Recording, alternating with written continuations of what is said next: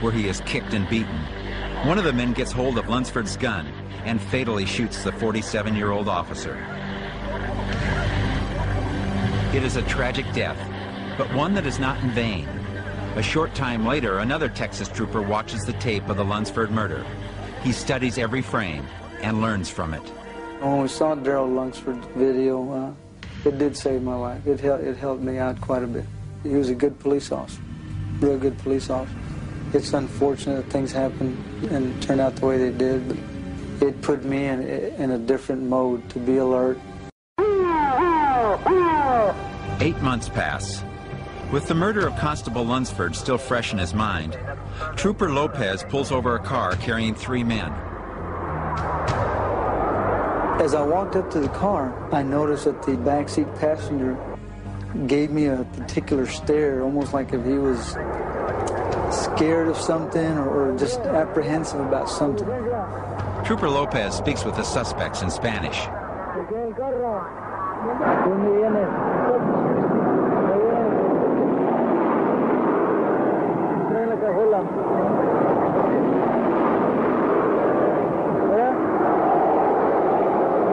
And I asked what they had in the trunk. I said, well, y'all mind if I look in the trunk? And they said, no, go ahead. The front seat passenger was adamant about wanting to get out of the car for some reason.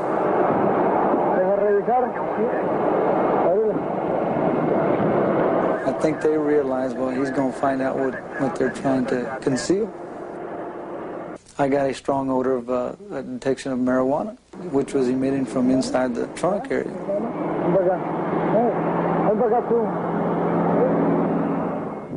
The other 2 men get out of the car. Now watch how closely Trooper Lopez comes to getting killed. The suspect reaches for his gun. Lopez sees this, shoves the suspect, and takes evasive action. All I could think of was drawing my gun. But at the same time, I'm thinking, let me gain a little distance between him and myself.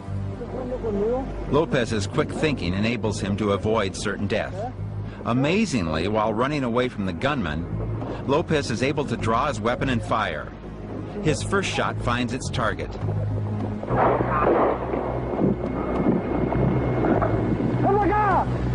The gunman is merely wounded, and the gunfight rages on. The other 2 suspects escape into the night. Lopez continues to shoot it out with the suspect, then takes cover in the darkness before making his way back to his squad car. Another trooper responds to his call for backup.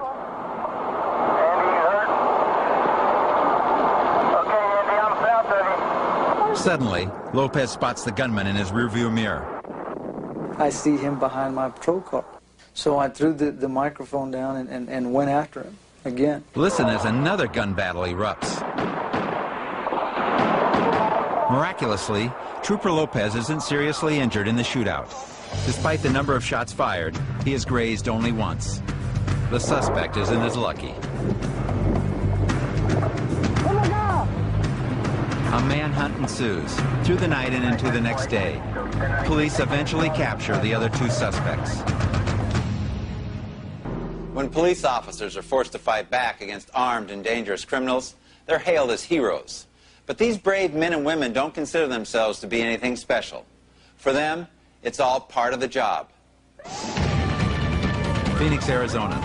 A high-speed pursuit is about to turn violent as a suspected car thief tries to outrun the police. It was apparent right away that he wasn't going to stop for us.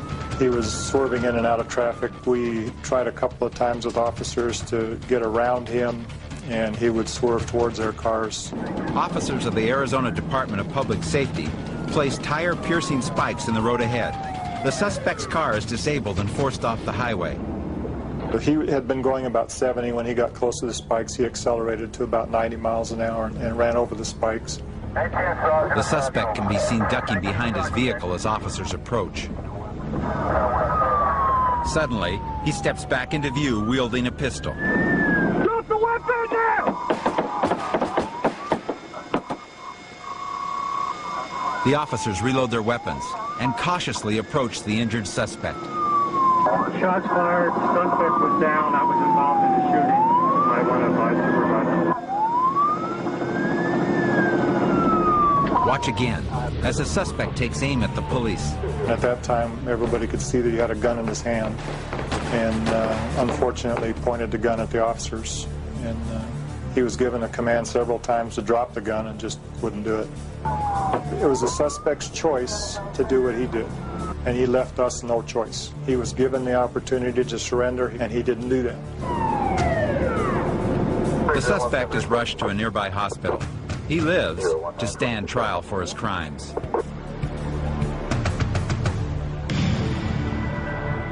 Thornwood, New York. Just before closing, 3 armed gunmen enter a neighborhood supermarket. An alert security guard monitoring the store's surveillance cameras calls 911. Police Sergeant Finelli. Yes, this is a robbery in progress right now in ShopRite. They're armed. What are they armed with? One has a shotgun, 2 of them with handguns. One of the suspects terrorizes store employees in the cashier's office. Telling the manager to open the safe. They're attempting to force the manager to open the safe at this time.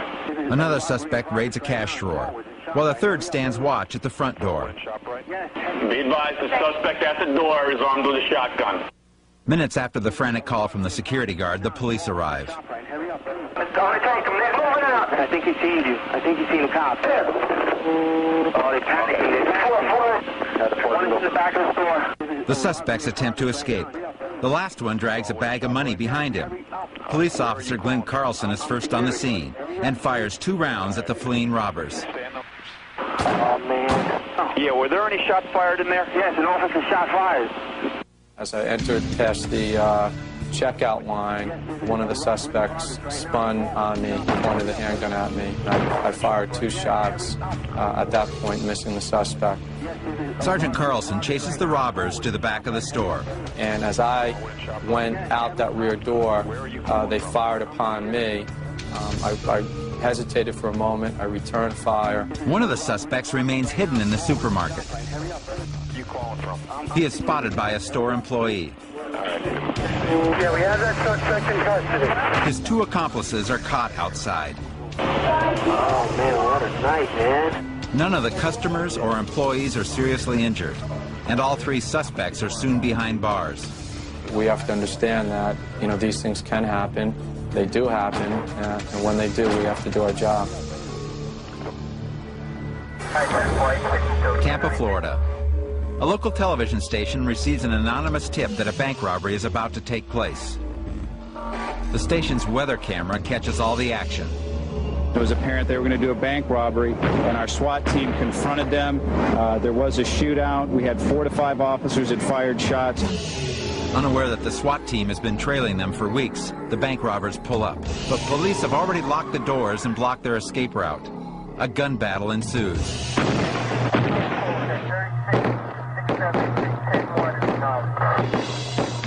It was like the OK Corral. They started at the front of the bank, and they were blowing shots all the way through. The one dude got over here. They were still shooting, took him down right there.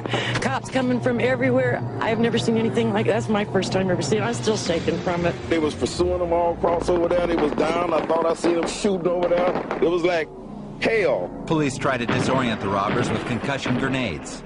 But the suspects keep moving. The police have no choice but to open fire. The shootout continues as the suspects run around the side of the bank. It was perfect. When these people jumped out of the car and ran to the door and hit that locked door, I personally would have loved to have seen the look on their face. 2 of the 3 suspects drop their guns and surrender. The third is taken down by the SWAT team.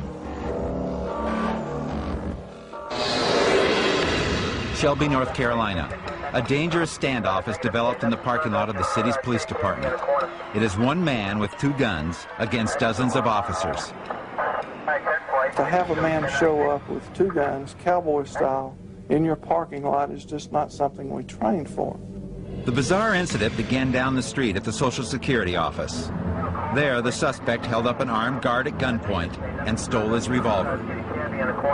Shelby Police Captain Shell Byers is one of the first to be confronted by the suspect. Had a .38 in his left hand, had a .357 in his right hand, and he pointed the .38 directly at me, and at that time I thought he was going to kill me. Moments later, the man is surrounded.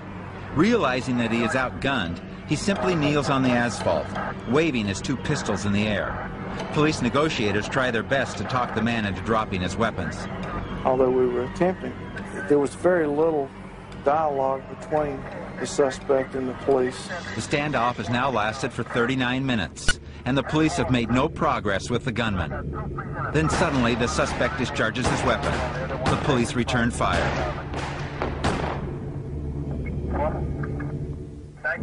For the officers of the Shelby Police Department, the ending is not a happy one.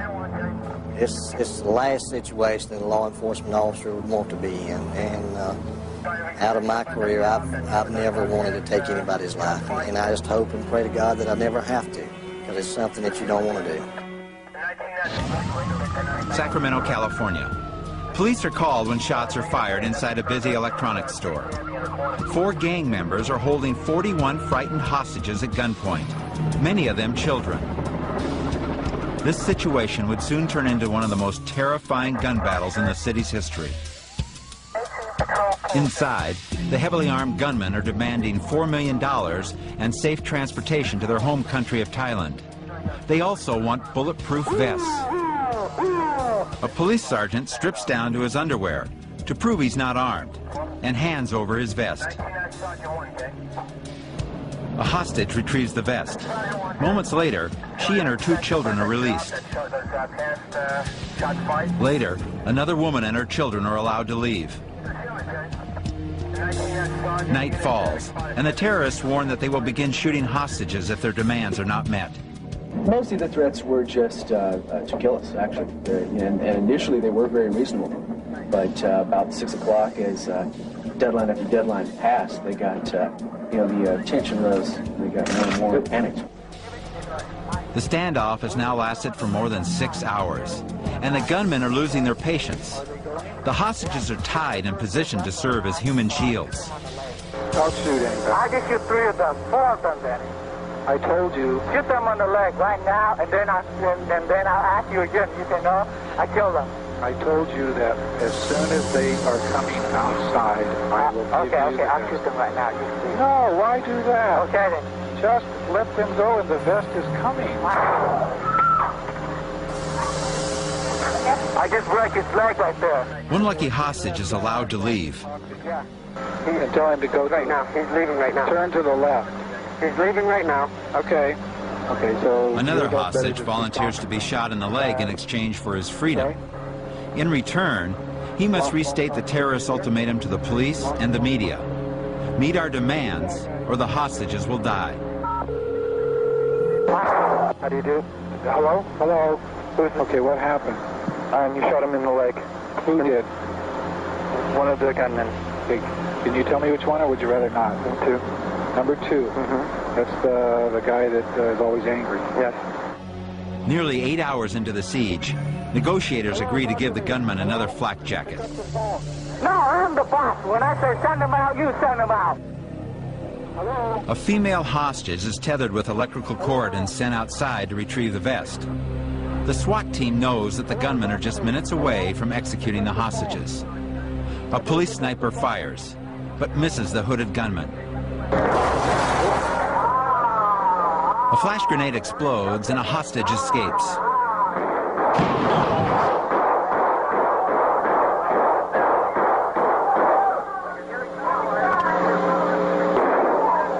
In the chaos, the SWAT team rushes through the rear of the store. A gunfight erupts with the 4 gang members.